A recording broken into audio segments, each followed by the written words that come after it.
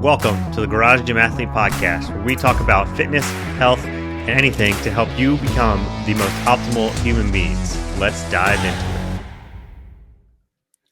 All right, ladies and gentlemen, welcome to the Garage Gym Athlete Podcast. Jerred here with Joe Courtney. What's up, Joe? How you doing, man? I'm doing great. We're going to get right to it today. So, very interesting. I don't know all the backstory because I'm not an exercise physiologist. I'm not a scientist, but it seems like there is an attack on high intensity training happening, which is pretty funny. There's this 4-part series.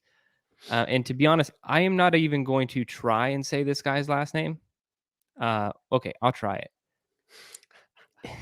it. Ekakis? Like, how would you say that? It's Ekkekakis. Never seen so many K's in a name. And I hate mispronouncing people's names, but that was my best guess. And anyway, it was published recently. I think it was 2023 even, right? And there's a 4-part series. And so ultimately what happened was he felt like, or there was some like commission. I was reading a little bit of the backstory of this, to where they feel like high intensity training has gotten a little out of hand with their claims. And I feel like we've been in this camp for a while. We're like, yeah, okay. And so, and I think it's true too, because if you look at like a lot of the literature on high intensity training, it's hard to like debunk high intensity training because there's so much great stuff said about it. They'll be like, oh, in this 8-week protocol, people who have never exercised increase their VO2 max. It's all like stuff like that. And so it's very hard to be like, yeah, okay, how do I get my point across of what I'm trying to say about high intensity training when there is a lot of science that technically states that it's a good thing. And I'm not saying high intensity training is a bad thing. I'm just saying it's a part of a well-rounded training program, like those cereal commercials from the 90s. They'd be like, cereal is part of a complete breakfast or whatever, Then the like, table is full of all kinds of other stuff. yeah, and all carbohydrates too. Is like orange juice and bananas and cereal, like no protein in there at all. But ultimately, that's my point, is like high intensity has a place and it's really beneficial, but by itself, it's not. And then when we go long term, what do we know? And it's not a lot, because a lot of high intensity training studies are pretty short sighted. So 4 weeks, 8 weeks, 12 weeks, you don't have a lot that are going multi-year, whatever. So anyway, 4-part series. We may cover more than one, right? Today we are just covering one because not all 4 have even been published yet, but they will be. I think only 2 of the 4 have been published. So this one is called Extraordinary Claims in the Literature on High Intensity Interval Training, HIT. Part 4, is HIT associated with higher long-term exercise adherence? And so what they did was look at a bunch of other studies to try and find out if that is a true statement. And for the most part, they're really kind of landing on that it's not, right? I'm getting straight to the point here because I think there's a lot more discussion to be had. But when people are left on their own, especially garage gym athletes, to exercise, and I tell you to do high intensity training, if you're not monitoring or you don't have a definition of high intensity, you might not be pushing yourself to the amount that you need to be. And then if you do get to that level, your adherence might not be that great because high intensity, like true high intensity training, sucks.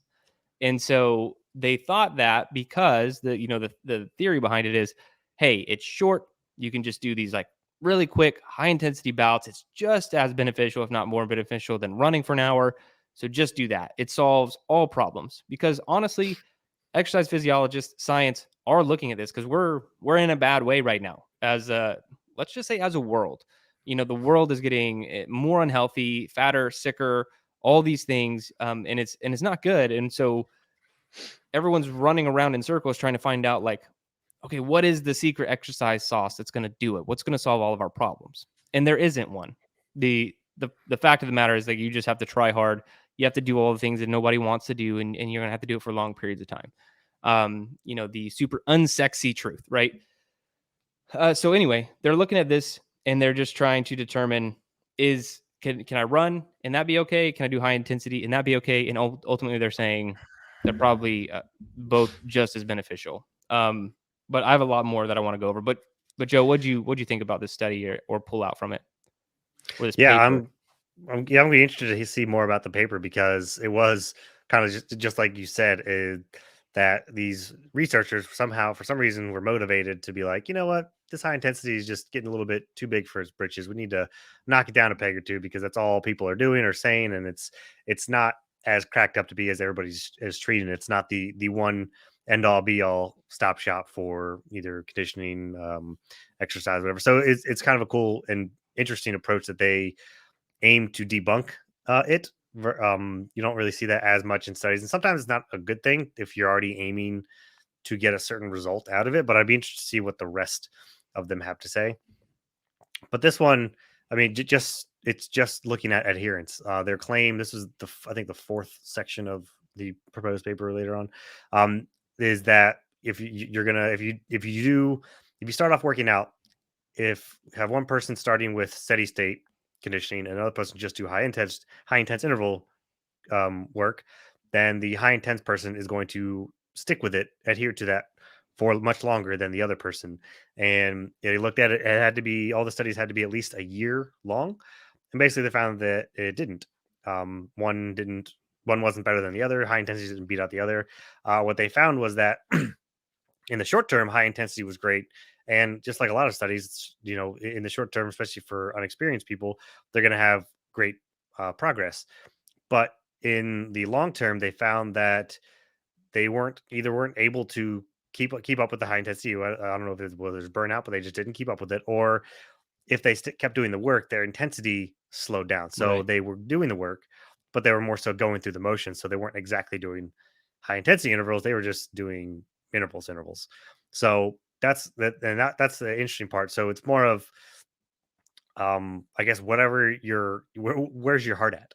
What are you actually wanting to do, and not just doing it just to do it. So this specific part wasn't even looking at which one's better for you in the long run, conditioning. Otherwise, it's just which one are you going to stick with, and that's going to be super subjective for everybody, depending on what you're aiming at and what you're doing.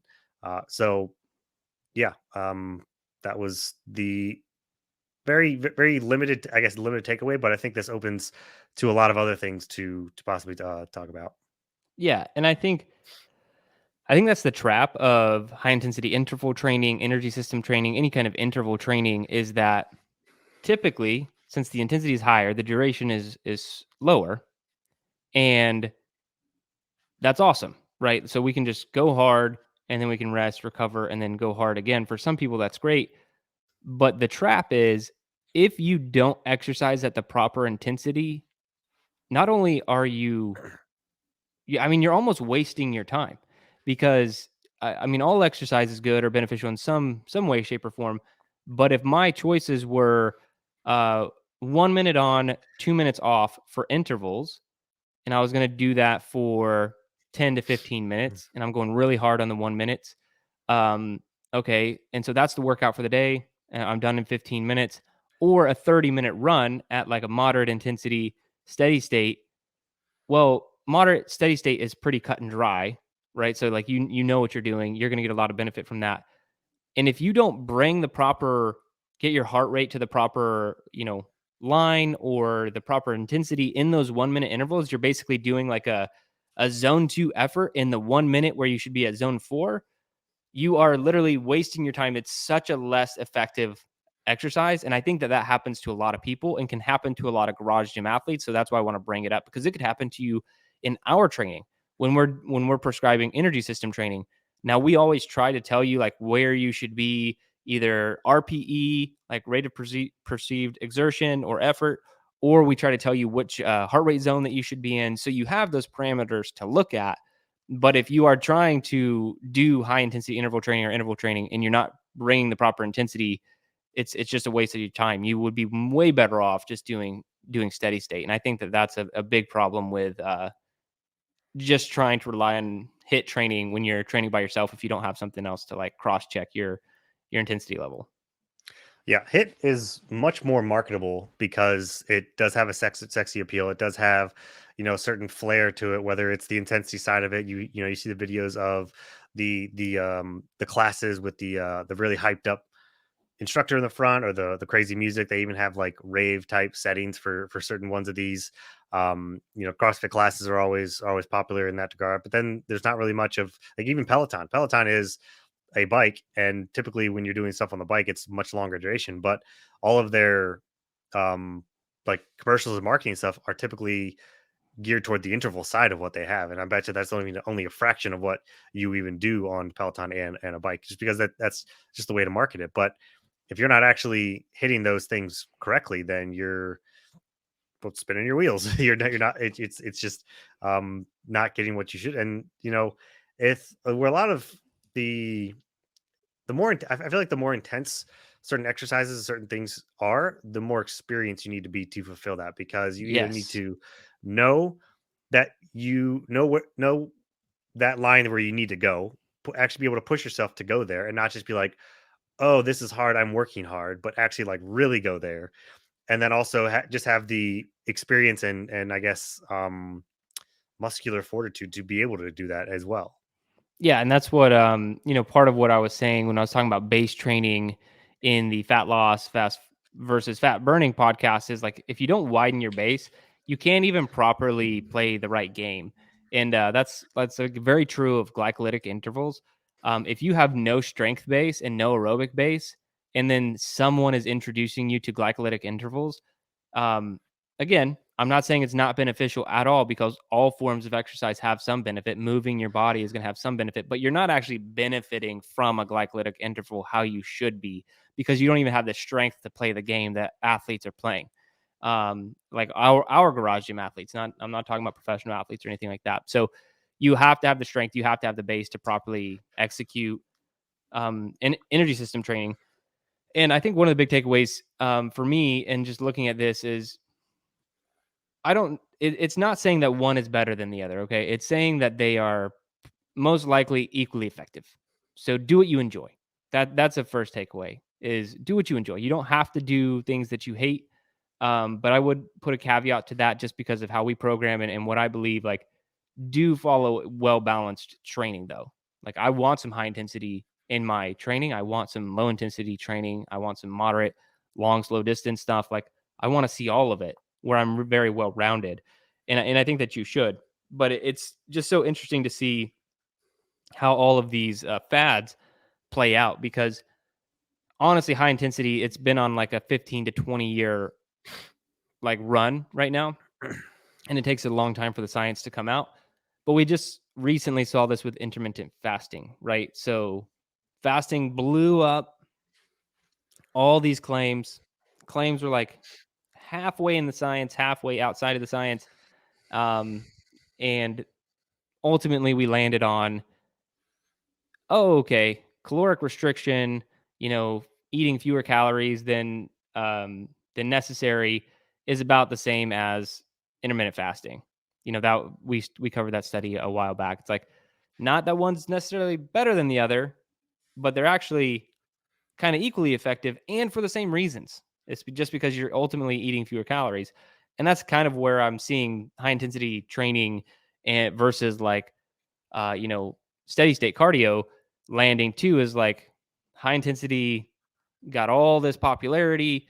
CrossFit was a big part of that, but also, like you're saying, just all these different classes and boot camps and things. Um, and I think the appeal is like less time. You don't have to focus as much. And then what we realize now as science comes out and more information comes out is like, oh, okay, well, steady state and high intensity probably about the same. Doesn't really matter. And for the same reasons, it's just because your heart's operating at about the same amount and you're going to burn about the same amount of calories. And so it's really just making the fitness, health and fitness industry like so like not mysterious. It's like there's not a lot of like secret sauce out there, and I think a lot of people want to sell the secret sauce. Like Hmm. that's what keeps supplement companies alive for the most part. But it's like that there's this secret thing that's gonna help you, and it's gonna be better than everything else. It's like a superiority thing, but it's not seeming like that's possible. It doesn't seem like it actually exists. What it seems like is kind of everything works. You need a really well-rounded training program if you want to see results. You want to look a certain way. You can't just do one of these things. It needs to be a well-rounded program, but there's just not a lot of secret sauce in health and fitness. You just have to do the work, and it sucks. Or I mean, I don't think it sucks. I like it, but I understand like adherence to any form of exercise is difficult. So that's the part that sucks for most people. Yeah, and it's really only getting into which one you might want to do depending on why you're training, what your intent is, and when you have an actual intent in mind, a specific either specific goal or what you need to do, that will depend on which one you would have to go with, what sort of intervals, system training you're going for. But adherence, it's just adherence. Which one are you going to do? And there's all kinds of different ways to do either your high intensity intervals or your long duration steady state conditioning. You can do it on running. If people either can't run outside or don't want to run, you can do it on a bike. I've recently, whenever I go to on base gym, I just like to go there every once in a while to mess around.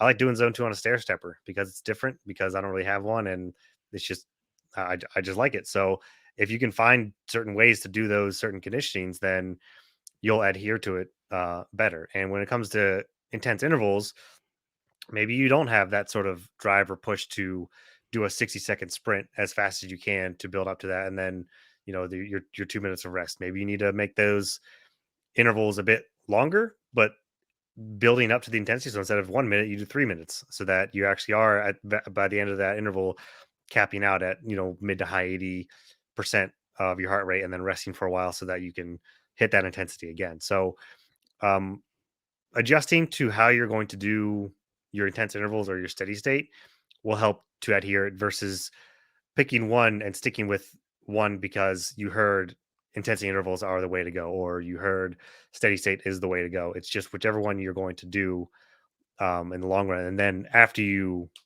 get after you've adhered to something for a while, then maybe you can get into the nitty gritty of specifics of which one will be more optimal for what you want. So which one for you takes more mental toughness? Like a high intensity interval session. Let's just say Joe Courtney's got to get in zone 4 and stay there for a little while. So which one's going to be harder for you mentally? Is it going to be a run where I'm like, hey, we got to get you into zone 4 for at least 5 to 6 minute intervals with breaks in between on a run, or um, let's just say high intensity interval training, whether that's CrossFit style or intervals on a row, or however you want to get it done. Um, which one is takes more mental toughness for you? Whatever is not running.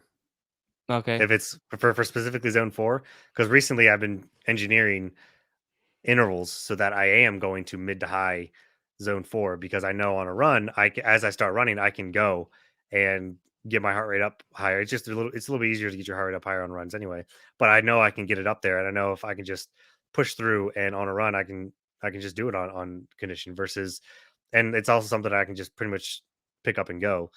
If it's on Airdyne or a like a Metcon style, that I feel like requires more warming up. There's a bit more dilly dallying to me. There's just like I don't really want to do Mm-hmm. those 3 movements, or like thinking about which movement is going to suck the worst. Even though my heart rate could get up very easily doing any sort of like, whether it's cleans and burpees, like yeah, it's going to get up there, but it's just I'd rather do running. And I'd rather have that consistent movement. Yeah. I'm the opposite, because zone 4 running for me, I don't know why. That's the one that messes with my mind the most. It's actually fairly easy for me to do. Like after I get there, like okay, I can hold zone 4. Like, and when I say easier, like it's actually hard for you to get to zone 4. For some reason, it's not my heart rate like shoots right up and like I'm in zone 4. Um, but it takes more mental toughness for me to do long duration, like monostructural, so like single movement stuff in a higher zone versus mixed modality, which would be more like what we're talking about. But like CrossFit style, but with breaks in between. If I had to like, Hmm. that's how you make CrossFit more effective. If anyone's wondering, like just put a break, like go really hard and then have a break and then go really hard again.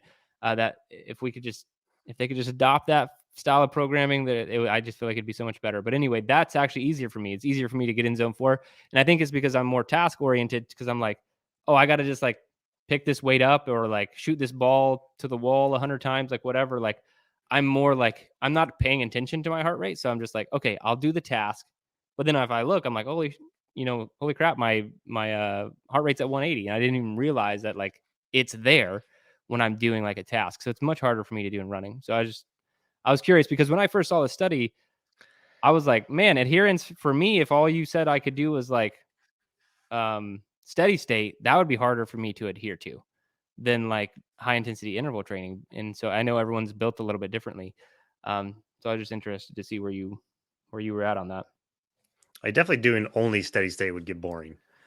It's easier for me to Yeah. just be like, hey, yeah, today's a zone 2 day or a longer, 40, 50-minute conditioning day. Cool.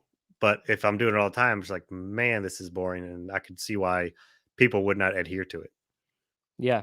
Exercise adherence, man. That's the thing. But that's ultimately the good takeaway here is do what you like, do what you enjoy. It's going to most likely, according to this study, it'd be just as effective. So you don't have to worry too much about which one you're doing. Now, one thing I want to see, just food for thought before we kind of move on, is like, I would love to know, I would like to have it studied a little bit more of like interval training versus mixed modality interval training. I would love to see a study comparing Hmm. muscle size, hypertrophy, strength, VO2 max, any other cardiorespiratory measures. And so what I'm saying here is I would love to see like, okay, person A or group A is doing intervals, but they're only doing intervals on a biker, a rower, an airdyne, or running. They have one modality and they're doing it there.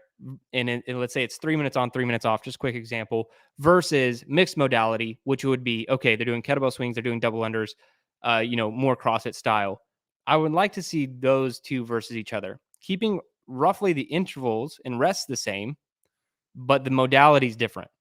And I would like to see what pops up because there's still something to mixed modality training that I think has not been looked at because it's not measured the same way. When you're kind of throwing in strength training, but it's not a strength workout, you know what I mean? Like, what's the benefit there? And is it good? Is it bad? Is it great? Is it superior? Is it inferior? We don't know. And I don't even have to be honest, I don't even have a theory. I feel like it just builds different types of people and different types of fitness. But I'd be very curious as to see what that would look like. And I don't think that this study answers that question, unfortunately. Yeah, I think for what you're testing, just to go off of that, I think it'd be, I don't know if you could test VO2 max because that's something that doesn't really change as fast. So it might be have some other sort of conditioning metric. But if you did those two alongside of a strength program, so if you did 2 days of those conditioning separate, but then you do 2 days of strength training and both groups do the exact same strength training, how that would affect maybe strength training and those measurables at the same time. Let's do it. Let's fire up the lab. Right, yeah, write up a study and let's all right, we're taking participants, we need lab rats. Yeah. Well, maybe somebody listening to this can, hey, we will program your experiment for you because Yeah, we're probably better at that than your scientists. And yeah. we'll just go from there. Yeah. All right, cool. So we are taking a look at the workout 1,000, right, for Meet Yourself Saturday. Yep. Yep. So I'll brief it. It's 10 rounds or 30-minute time cap of 25 pull-ups. You can do assisted or kipping, 25 push-ups, 25 sit-ups, 25 squats. Just craziness. I'm glad there's a time cap on this. Not to be done at high intense interval. Yeah, I mean it's Just well, see how far you can get. who knows? Who knows where you end up? That's a tough one. To be honest, I want to give this one a try. I'm a little out of my like hardcore calisthenics shape. Um, I've been thinking about that recently. Like, I need to throw in a Murph practice or something. I did Murph this weekend. I didn't tell anybody about it, but that was Then my it first didn't Murph in a happen. while. It didn't You happen. didn't. I didn't You post it didn't on do it. Instagram. Yeah, so I did Murph. Felt fine, which was good. Felt great. I was pretty sore for about 2 days. I did it on a Sunday. I was sore both Monday and Tuesday. Um, but that's to be expected. And now I'll do it again Mhm. this weekend. I'm not saying I'm going to do it every week. Okay. I'm just saying I'm going to do it again this weekend and see if I'm as sore. Probably won't be the second time. But I was pretty happy with my time for having not done it in a while. But I was not happy with my soreness, and so I want to get some more Murphs in there, so I'm not. So I get some of that resiliency back. We should like meet yourself months. Like instead of an entire year, you just do the same workout 4 weeks in a row, and then see how you improve each of those 4 weeks. And then the next month, you're starting off with a brand new ass kickery, and then each week you're doing that same one just to do better than you did last week. So Murph every day for 30 days. No, I said 4 weeks, not so you do it 4 times. So it's still meet yourself Saturday. Just once a week. I got Yeah, you. it's still there's only still one Saturday a week. Oh, okay, I got you. I took that way overboard. That Yeah. would be fine. Yeah. Do you get better at a workout for a few weeks? You have anything on this one? Any tips? No, just probably the sit-ups and squats you're gonna want to do as fast as you can because you're not really gonna burn out on those. Pull-ups and push-ups are gonna be where you're really gonna are gonna be your big limiting factor. So pace those out from the beginning. Whether you have to do pull-ups and fives each time, do 5, drop for 10 seconds, do 5, because the earlier you burn out, the worse it's gonna get down the road. Yeah. I'm gonna say we don't normally do this, but I would just scale the reps here, depending on where you feel that you're at. Like, if you can't do 25, let's say in 2, max 3 sets, then I would scale the reps down. That would kind of be my filter there. So if you're having to do 5 sets of push-ups to get to 25, like, okay, it's too hard. Just bring the reps down to 20 across the board, or 15 or 10. And just cycle through this as much as you can. And then how you would benchmark yourself on this one would then be adding reps to it. It's kind of like what I recommend people do when they are coming up on Murph, is just to, if you have plenty of time, like start 10 weeks out and start with 10 rounds of the calisthenics. Then the next week add 11, add 12, add 13, just to get broken into it a little bit more. But if you're pretty good, you can do it in those 2 to 3, then yeah, just go fast on this one. This one will turn into like a Murph style, more cardiovascular, zone 4, pretty intense workout. Like, it'll happen pretty fast, and it's going to happen pretty fast because of the kipping pull-ups, since you're allowed to kip there. If you can kip, if you can do a bunch of strict ones, you'll kip. If you can't do any strict pull-ups, do not kip. Forgot that caveat. And then the squats, doing fast squats will definitely get your heart rate up there. But this one is pretty brutal. High volume, super high volume. Yep. Awesome. All right. Well, we will get out of here. For all the Garage Gym athletes listening to this, thank you so much for being a part of the community and everything that we are doing. We really appreciate it. If you are new and you want to get more involved in the things that we do, you want to get involved in the new community that we just launched, go to garagegymathlete.com, sign up for a free trial. We would love to have you in the community. And remember, if you don't kill comfort, comfort will kill you. Athlete Podcast. If you want to learn more, go to garagegymathlete.com. You can learn about our training. Let us send you a copy of our book, The Garage Gym Athlete, or you can even get featured on the Garage Gym Athlete podcast. Thanks for listening.